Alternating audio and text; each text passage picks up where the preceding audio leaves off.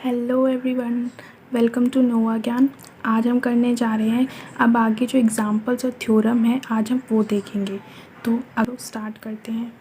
Theorem 1.2 है, fundamental theorem of arithmetic इसका नाम है। Every composite number can be expressed as a product of primes and this factorization is unique apart from the order in which the prime factors occurs. इसमें बोला है कोई भी composite number होगा, हम उसको एक्सप्रेस कर सकते हैं कि वो जो कॉम्पोजिट नंबर है वो उसके जो प्राइम फैक्टर्स हैं उनका प्रोडक्ट है, मतलब उनके जो प्राइम फैक्टर्स आए हैं उनको मल्टीप्लाई करने पर वो कॉम्पोजिट नंबर आएगा। और जो फैक्टराइजेशन होगा ये फैक्टराइजेशन यूनिक हो सकता है, मतलब कि फैक्टराइजेशन करते टाइम आगे पीछे हो सकते हैं नंबर्स, लेकिन फैक्टर्स जो होंगे वो वही आएंगे। तो सोल्यूशन है फंडामेंटल थ्योरम ऑफ अर्थमेटिक।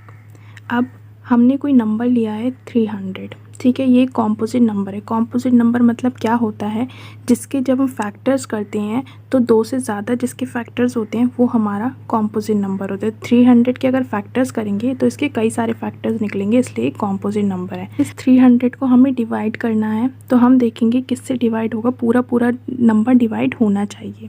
तो देखेंगे हम 3 से भी हो सकता है, 2 से भी हो सकता है, लेकिन हम छोटा लेना है इसलिए हम 2 से करेंगे। तो 2 1 ज़ा 2 हो जाएगा, इसका 1 कैरी इसमें आ जाएगा, 10 बन गया। और 2 के टेबल में 10 आता है, 5 पे 2 5 ज़ा, और ये 0 का 0 उतार दिया। अब आगे 2 को इससे डिवाइड करना है, पूरा हो जाएगा। तो 2 7 ज़ा 14, इसका जो 1 था कैरी वो इसमें आ जाएगा, तो 10 बन गया। अब 2 के टेबल में जो 10 होता है वो 5 पे आता है, 2 5 ज़ा 10।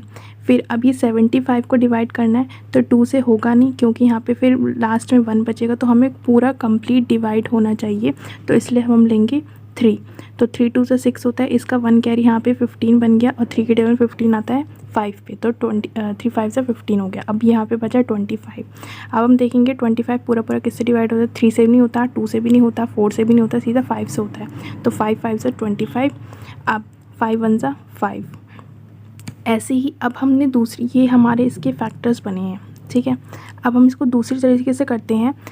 300 अब हमारा, पहले हमने देखा था 2 से भी डिवाइड होता है, अब 3 से भी डिवाइड होता है, तो हम 3 से डिवाइड करके देखते हैं। तो 3 1 ज़ा 3, और ये 0 0 आ गया। फिर अब ये 100 आ गया। अब 100 3 से तो होगा नहीं पूरा डिवाइड, तो 2 से होगा। 2 5 से 10, और ये 0। अब ये 50 हो जाएगा 2 से, फिर से 2 2 ज़ा 4, और 5 1 कैरी गया, 2 5 से 10, 25 आ गया। अब ये 25 जो फिर से 5 से होगा, 5 5 से 25, और 5 1 ज़ा 5। तो हमने देखा इसके जो फैक्टर्स बन रहे थे क्या बन रहे थे, 2 आया, फिर 2 आया, फिर 3 आया, फिर उसके बाद 5 आया, फिर 5 आया, ठीक है। अब इसमें भी हम देखेंगे तो इसमें 2 2 आ रहे थे, इसमें भी 2 2 आ रहे हैं, इसमें एक 3 आ रहा था, इसमें भी 3 है, इसमें 2 5 थे, इसमें भी 2 5 है। फैक्टर्स सब वही आ रहे, जो इस वाले में फैक्टर्स आए थे वही फैक्टर्स इसमें आ रहे, बस क्या हुआ है चेंज, इनका ऑर्डर चेंज हो गया, मतलब ये आगे पीछे हो गए। यहाँ पे 2 पहले है लेकिन यहाँ पे 2 बाद में है। तो इसमें थ्योरम का मतलब वही था कि हम किसी भी कॉम्पोजिट नंबर की अगर प्राइम फैक्टराइजेशन करते हैं तो उसके जो प्राइम फैक्टर्स होते हैं उसको मल्टीप्लाई करने पर वो नंबर आता है, ठीक है। और वो जो प्राइम फैक्टराइजेशन करते टाइम वो जो प्राइम फैक्टर्स हैं वो आगे पीछे हो सकते हैं लेकिन होंगे वही। ऐसा तो नहीं ना यहाँ पे कोई और नंबर ऐड हो गया, इधर करने पर 7 आ गया, ऐसा तो नहीं ना। जो यहाँ पे फैक्टर्स थे वही यहाँ पर है, बस इनका ऑर्डर चेंज हो गया है। तो यही हमें प्रूफ करना था, ये हमने प्रूफ कर दिया है। एग्जाम्पल 5 करते हैं इस चैप्टर का। Consider the number 4n where n is a natural number. हमने एक नंबर लिया है 4n, और ये जो 4 की पावर जो n है, n क्या है, कोई भी नेचुरल नंबर है। नेचुरल नंबर मतलब 1 2 3 4 कोई भी नंबर हो सकता है। चेक करना है whether there is any value of n। हमें चेक करना है कि जो n की वैल्यू आती है for which 4n ends with the digit 0। तो मतलब हमें ये प्रूफ करना है कि हमें जो 4n की जो वैल्यू आएगी वो कोई ऐसी वैल्यू है जिसमें कि जो है वो 0 आना चाहिए डिजिट लास्ट में। अब हमें क्या दिया हुआ था, 4n दिया था, तो हम क्या कर सकते हैं, n हमें बोला था कोई भी नेचुरल नंबर होना चाहिए, ठीक है। तो हम कुछ भी ले सकते हैं अपनी मर्जी से। हमने मान लिया 4 की पावर जो है 1 है, तो 4 की पावर 1 है मतलब 4 को एक ही बारी मल्टीप्लाई करेंगे तो 4 ही आएगा। अब 4 की पावर जो है 2 है, इसका मतलब क्या है, मतलब 4 को 2 बारी मल्टीप्लाई करना है तो 4 4 ज़ा 16 होता है। इसमें भी 0 नहीं आ रहा लास्ट में और ना ही इसमें 0 आ रहा है लास्ट में। अब 4 को फिर से हम 4 की पावर 3 मान लेते हैं, तो यहाँ पे मतलब कि 4 को 3 बारी मल्टीप्लाई करना है तो 4 4 ज़ा 16 और 16 4 ज़ा 64, तो इसमें भी लास्ट में 0 नहीं आए। तो ऐसा करने से हमें ये तो पता चल गया है कि हमें जो है n को हम कुछ भी रख लें कभी भी हमारा जो है ऐसा नंबर नहीं आएगा जिसमें जो लास्ट में 0 आ रहा हो। ये तो हमने यहाँ पे देख लिया, लेकिन अब हमें इसे प्रूफ करना है। तो हम 4 के फैक्टर्स कर लेंगे। 4 के फैक्टर्स क्या होंगे, 2 × 2 और इसकी पावर सेम n ही रहेगी, ठीक है। Since prime factorization of 4n does not contain 5। अब जब हमने प्राइम फैक्टराइजेशन करा 4 का तो इसमें कहीं पर भी 5 नहीं आ रहा, फैक्टर्स 5 नहीं आ रहा, 2 और 2 फैक्टर्स आ रहे, 5 फैक्टर नहीं आ रहा। तो therefore 4n doesn't and with 0 for any value of n। तो इससे हमें क्या पता चला कि हम n की कोई भी वैल्यू रख लें वो कभी भी जो है लास्ट में 0 डिजिट नहीं देगा। क्यों? क्योंकि उसके फैक्टर्स में 5 नहीं आ रहा। किसी के भी फैक्टर में अगर 5 आ रहा होता है तो तब हम बोल सकते हैं कि वो जो है एंड होगा 0 से, लेकिन इसके किसी भी फैक्टर में 5 नहीं बन रहा है, तो इसका मतलब हम किस n की कोई भी वैल्यू रख ले, 1 से लेकर आगे कोई भी नंबर तक रख ले, कभी भी जो है वो 0 नहीं देने वाला। नेक्स्ट एग्जाम्पल है, find the HCF of 96 and 404 by prime factorization method, hence find their LCM। तो यहाँ पे HCF दे रखा है 96 और 404 का, लेकिन LCM नहीं दिया हुआ। अब प्राइम फैक्टराइजेशन मेथड से तुम्हें LCM निकालना है। 404 का प्राइम फैक्टराइजेशन करा और ऐसे ही 96 का ही प्राइम फैक्टराइजेशन करेंगे। तो 404 किससे पूरा डिवाइड होता है, सबसे छोटा नंबर 2 से होता है। 2 2 ज़ा 4 और 0 का 0, फिर 2 2 ज़ा 4। अब फिर 2 0 2 होगा, 2 1 ज़ा 2, 0 का 0 और 2 1 ज़ा 2, यही आ गया। अब ये 101 क्या है, एक प्राइम नंबर है, ठीक है। तो प्राइम नंबर जब लास्ट में अगर प्राइम नंबर बचता है तो वो हमेशा अपने ही नंबर से डिवाइड होता है और किसी से नहीं होगा। तो 101 और किसी नंबर से डिवाइड नहीं होगा, 0 1 1 ज़ा 101 ही करना पड़ेगा। अब 96 है तो 2 4 ज़ा 8 होता है, इसका 1 कैरी इसमें 16 बन गया, 2 8 से 16। अब 2 2 ज़ा 4 और 2 4 ज़ा 8, 24 आ गया। 2 1 ज़ा 2, 2 2 ज़ा 4, 12 आ गया। 2 6 ज़ा 12 और 2 3 ज़ा 6 और 3 1 ज़ा 3। तो ये हमने दोनों का प्राइम फैक्टराइजेशन कर लिया। अब यहाँ पे लिख लेते हैं 96 के फैक्टर्स और 404 के। यहाँ पे हमें पहले निकालना है HCF। तो HCF के लिए मैंने बताया था सबसे पहले हमें पेयर्स बना लेने हैं। ये पेयर बन गया और ये पेयर बन गया, और किसी का पेयर नहीं है, ना 101 के पेयर दिख रहे हैं नीचे, ना 2 के दिख रहे हैं और ना ही 3 के दिख रहे हैं। तो इन दोनों के हम एक एक बार लिख लेंगे, क्योंकि इनका पेयर बन रहा है, एक बार ही लिख लिया। इसका पेयर बन रहा है, फिर एक बार ही लिख लिया। तो इन दोनों को मल्टीप्लाई करके जो आएगा वही हमारा होता है HCF। तो 2 2 ज़ा 4 HCF आ गया। LCM कैसे निकलता है? LCM हम यहाँ से भी LCM निकाल सकते हैं, लेकिन हमें इस वाले मेथड से LCM नहीं निकालना। LCM निकालने में कौन सा है, ये वाला फॉर्मूला यूज़ करते हैं, ठीक है। मतलब LCM को मल्टीप्लाई करते हैं HCF से तो बराबर होता है उन दोनों नंबर्स के प्रोडक्ट के, मतलब उन दोनों नंबर्स को मल्टीप्लाई करके। तो हमें निकालना क्या है, LCM निकालना। तो इसको इधर रखेंगे इज इक्वल टू के इस साइड, बाकी जो भी बचा हुआ है उसको इज इक्वल टू के दूसरी साइड रख देंगे। तो प्रोडक्ट ऑफ नंबर्स लिखा। अब ये HCF इधर मल्टीप्लाई में था तो इज इक्वल टू के इस साइड लेकर जाएंगे तो यहाँ पर ये डिवाइड में हो जाएगा। तो product of numbers divided by HCF। अब LCM निकालना है, इसको ऐसे रखा इज इक्वल टू, नंबर्स क्या थे हमारे दो, 96 और 404, यही दो नंबर थे। इन दोनों को हमने मल्टीप्लाई में लिख दिया, क्योंकि प्रोडक्ट ऑफ नंबर्स बोला है ना, तो वो नंबर्स हमारे यही तो हैं और प्रोडक्ट मतलब होता है मल्टीप्लाई।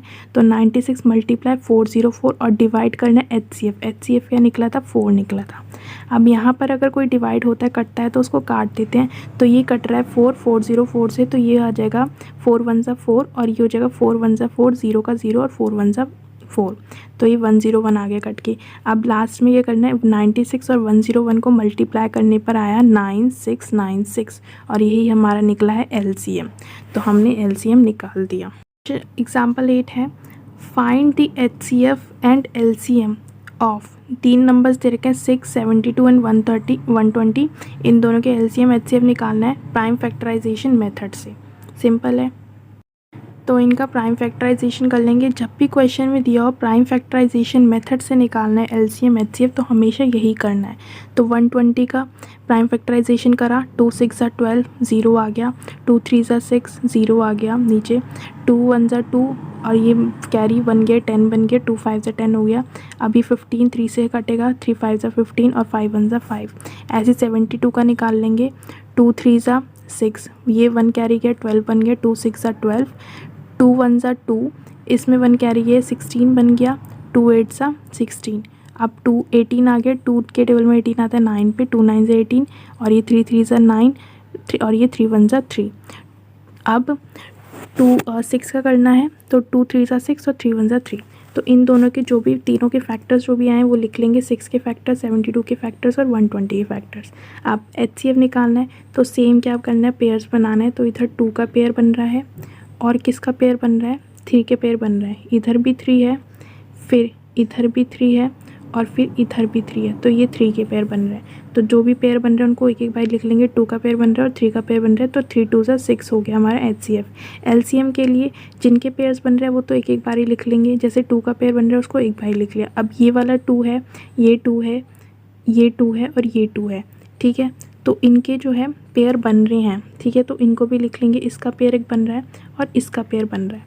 जहाँ पर ज़रूरी नहीं तीनों में ही आना चाहिए, अगर 2 में भी आ रहा है तो उनका पेयर मतलब बन रहा है, तो उनका पेयर बना लेंगे और एक ही बार लिखेंगे। तो इस 2 को हम एक बार ही लिखेंगे और इस वाले 2 को भी हम एक बार लिखेंगे क्योंकि इनका पेयर बन रहा है। अब ये बचा 3, ये वाला इन तीनों में जो आ रहा है वो लिख लेंगे एक बारी, और ये वाला जो 3 अकेला है इसका कोई पेयर नहीं तो तब भी इसको लिख लेंगे। ये 5 अकेला है इसको भी लिख लेंगे। इन सबको मल्टीप्लाई करने पर आ गया 360, ये हमारा हो गया। Find the LCM and HCF of 6 and 20 by the prime factorization method. हमें एलसीएम और एचसीएफ निकालना है 6 का और 20 का। कौन से मेथड से निकालना है, प्राइम फैक्टराइजेशन मेथड से। मेथड भी देखना है आपको कौन सा दिया हुआ है, उसी से निकालना है।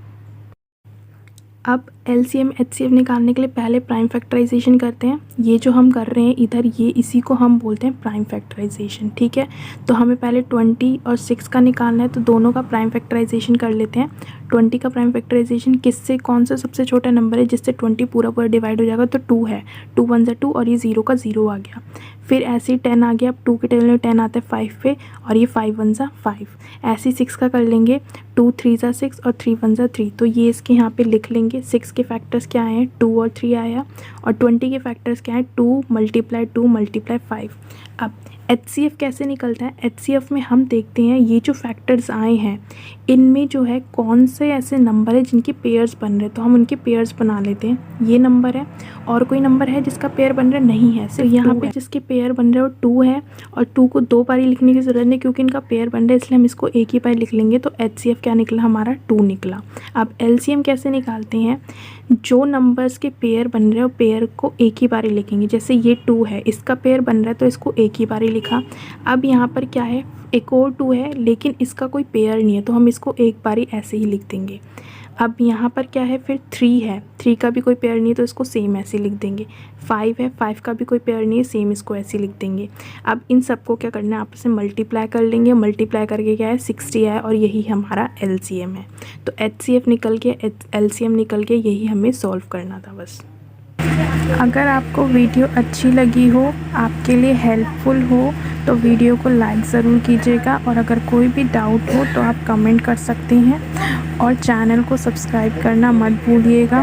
Thank you so much.